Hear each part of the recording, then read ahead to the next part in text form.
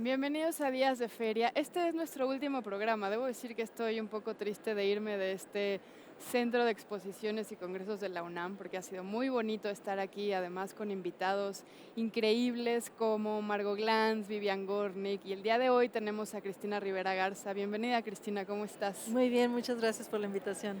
Bueno, si ustedes todavía no vienen, vengan, es gratis, el programa está interesantísimo, todavía quedan muchas charlas, talleres, conferencias, ciclos de cine, hasta danza va a haber, así que no se lo pierdan, vengan, es para los universitarios, es para ustedes, y la oferta editorial es gigante, así que no se la pierdan. Y bueno, recuerden que recibimos quejas y sugerencias en @tvunam, y antes de platicar con Cristina, vamos a ir a una cápsula sobre literatura costarricense con Guillermo Rosábal. Y ya volvemos.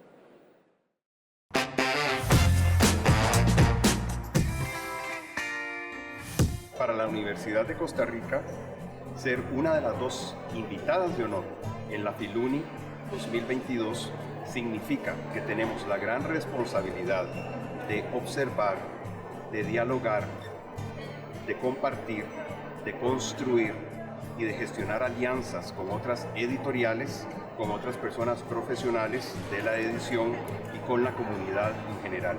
Es una gran responsabilidad. Bueno, de nuestro fondo editorial hicimos una selección en equipo en la editorial pensando en el público estudiantil, docente e investigador de la UNAM y de las otras universidades, editoriales universitarias y bibliotecas universitarias de Iberoamérica y de otras regiones que visitan la Filuni. Tenemos un componente muy fuerte en estudios culturales, especialmente temáticas de género y sexualidad, por ejemplo. Tenemos también un componente muy fuerte en literatura costarricense. Tenemos también un componente de literatura infantil y tenemos también en el fondo editorial un componente fuerte en libros de texto universitarios. Nuestro programa cultural es muy diferente a lo que se esperaría en una feria de libro tradicional, porque no traemos presentaciones de libros y no traemos conferencias, traemos talleres dirigidos a la población estudiantil de la UNAM.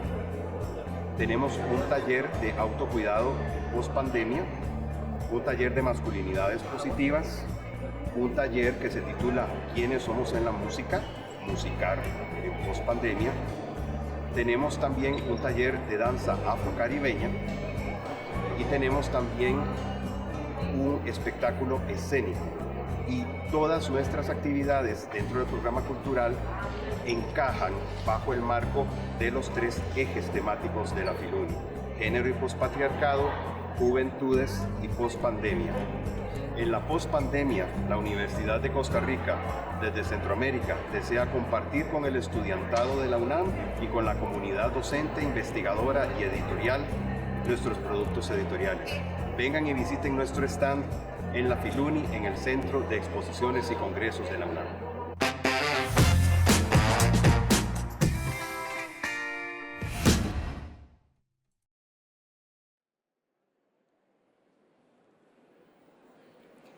Estamos de regreso en Días de Feria y bueno, Cristina, bienvenida. Sé que acabas de llegar, espero que el viaje no fuera muy traqueteador.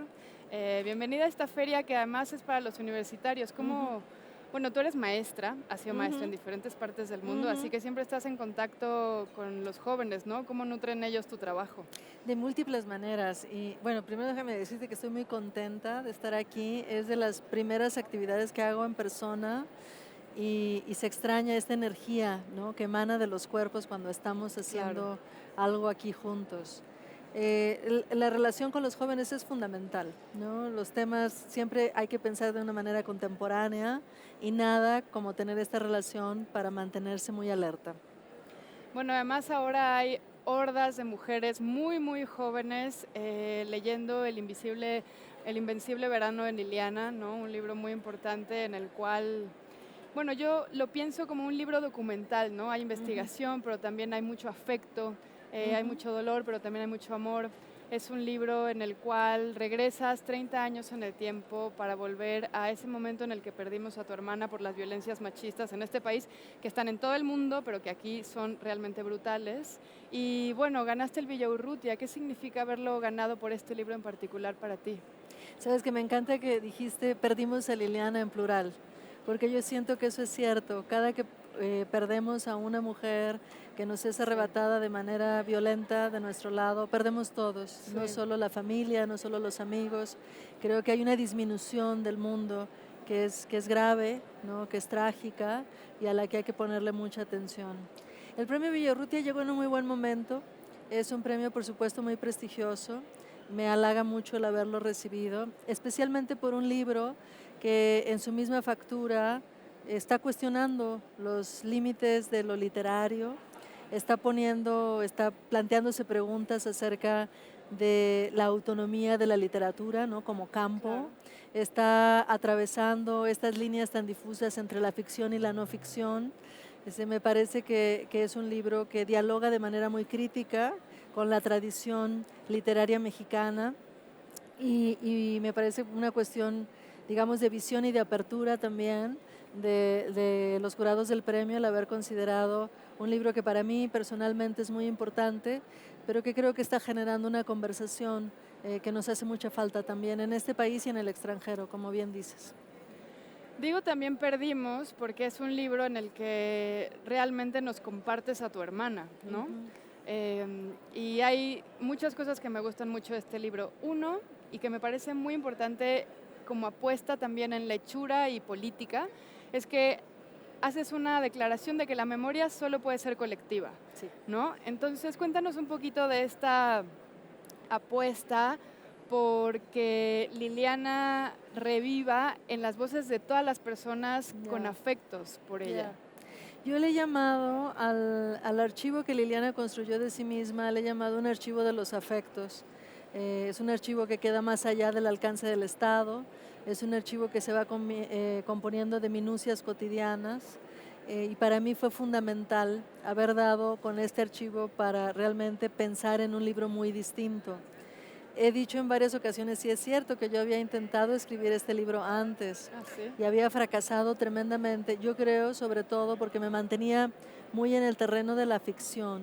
Ok. Haber encontrado los materiales de Liliana me permitió cruzar el terreno de la ficción con la no ficción e incorporar así su perspectiva, su voz. Y a mí me parece fundamental que en cómo nos contamos las historias de violencia, especialmente las que atañen a las mujeres, hemos vivido bajo la influencia de una narrativa que ha privilegiado el quehacer del asesino, que lo ha puesto como protagonista y que ha silenciado la perspectiva de las mujeres. Me parece que es importante precisamente ver el mundo con sus ojos, sentir el mundo con su piel, con todo lo que pueden ver y también con lo que no pueden ver, ¿no? Con sus limitaciones y con sus complejidades. Claro.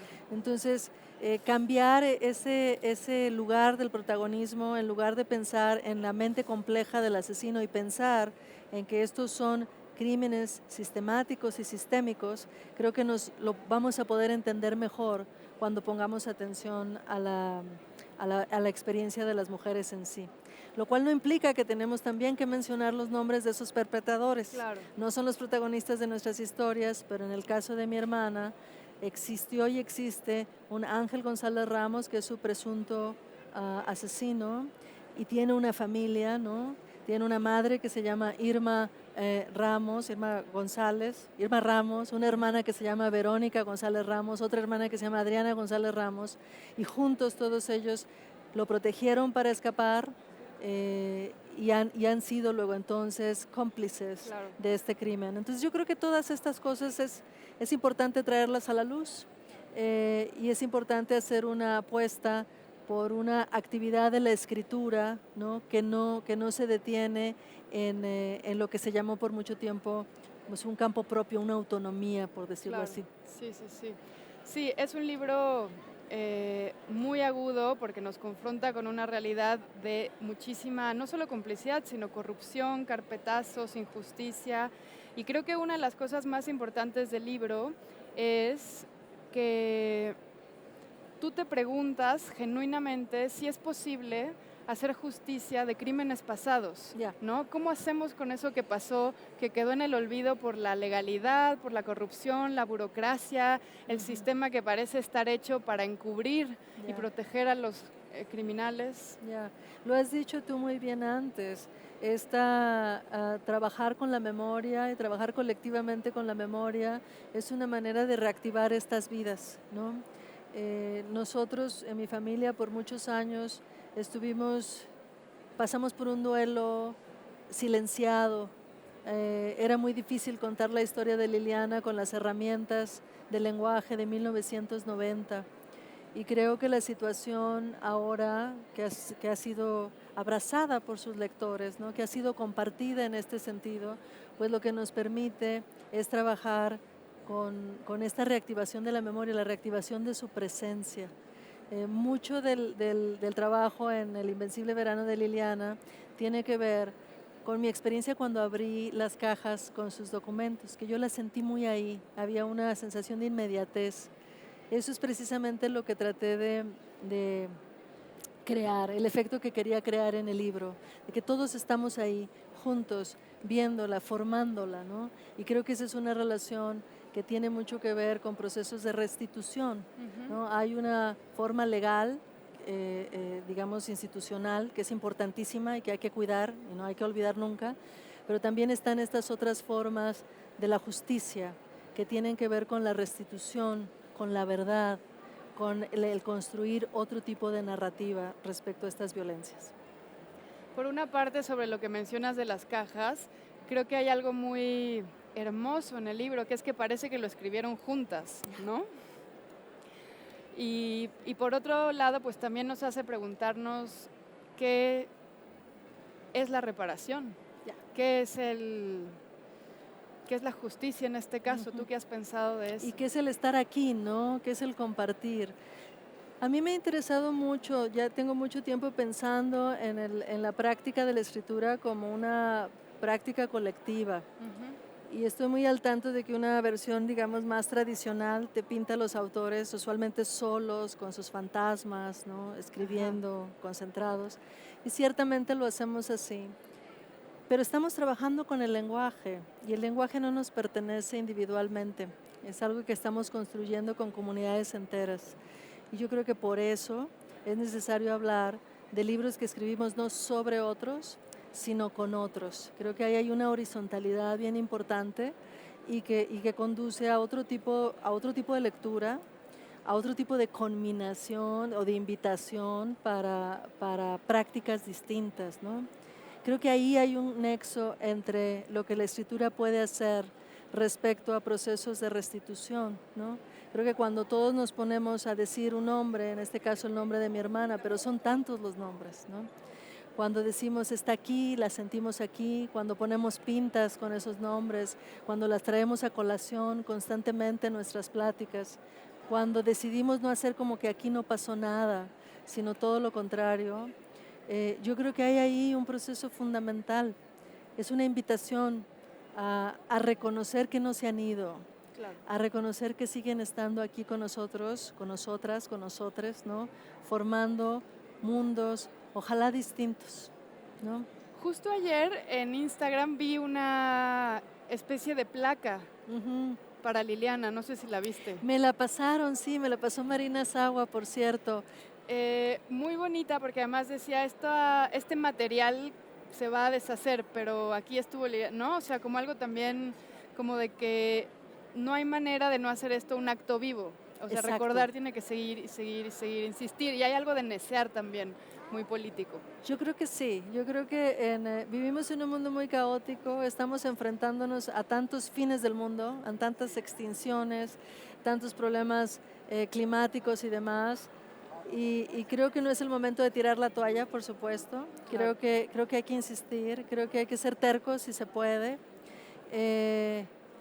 Y creo que hay que hacerlo con otros. Yo creo que esa es la gran lección y es algo que para mí es también muy importante en el momento de escribir libros, ¿no?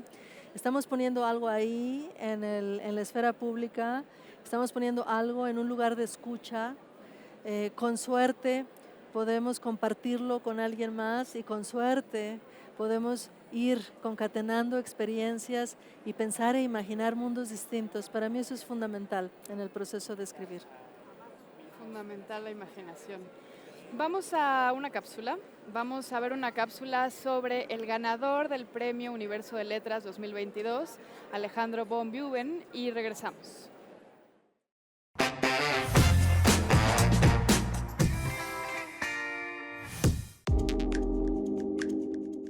Yo hablo mucho de no pertenecer al centro, de ser extranjera, yo soy una extranjera en España, de la condición de ser mujer, y últimamente también hablo mucho de naturaleza. Me parece que es un tema que tenemos que investigar por todo lo que nos está pasando, ¿no? Que la ecología o la manera de pensar la naturaleza es central en nuestra época. Entonces trato de acercar la literatura a este pensamiento y esto es lo último que he escrito. Entonces la Filuni, yo había sido jurado en el premio de novela de jóvenes y me resultó muy interesante lo que leí, lo que premié, la gente que conocí, un poco la historia de siempre de México, de esta mezcla de caos con maravilla, ¿no? Soy ganador del tercer premio de novela juvenil Universo de Letras en este año 2022 por mi novela titulada Clara como un fantasma y actualmente me encuentro en la Filuni. Clara como un fantasma es una novela que escribí hace poco más de un año. Lo escribí en un periodo más o menos de un mes, pero fue una novela que escribí con mucha intensidad. Trata básicamente sobre desapariciones tanto violentas que actualmente vivimos en nuestro contexto pues, actual mexicano, pero también desapariciones metafóricas. Va un poco sobre la cuestión de la empatía. Una chica, Clara, ve cómo desaparecen, cómo forzan una desaparición y a partir de entonces ella siente que empieza a desaparecer lentamente. Y pues a partir de ahí eso es lo que detona la novela y el contexto de la novela, cómo se va desarrollando. Es más o menos cómo ella trata de lidiar con esas cuestiones violentas, pero también con esa búsqueda de identificación propia, de reconocimiento. Yo creo que cada uno en la vida puede hacer lo que quiera, pero que si se pierde los libros se está perdiendo mucho, ¿no? Es como perderse un gran amor. Uno puede tener amores mediocres, pero si tiene un gran amor como un libro, pues que venga a buscarlo.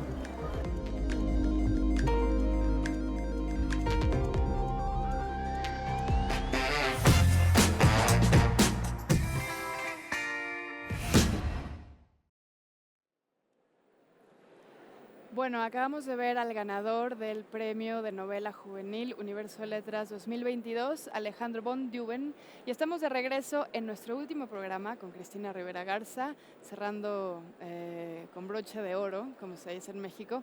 Cristina, cuéntame un poquito para despedirnos, ¿cómo la escritura de todos tus otros libros, los cuentos, las ficciones, te prepararon para escribir El Invencible Verano de Liliana y qué sigue? Me imagino que fue un parteaguas importante trabajar con tanta investigación, con un investigador. ¿Y cómo vas a regresar? ¿Cómo has regresado ya a tus escrituras, no?